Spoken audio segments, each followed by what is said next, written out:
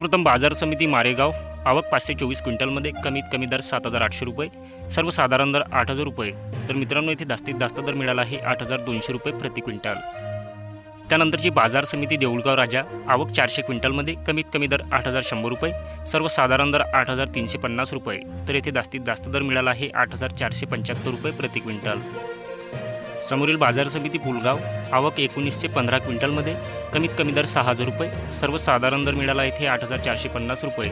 तर येथे जास्तीत जास्त दर मिळाला मित्रांनो 8,675 रुपये प्रति क्विंटल. त्यानंतरची बाजार समिती काटोल आवक 77 क्विंटलमध्ये कमीत कमी दर 7,200 रुपये, सर्वसाधारण दर 7,800 रुपये. तर येथे जास्तीत जास्त दर मिळाला आहे 8,050 रुपये प्रति क्विंटल.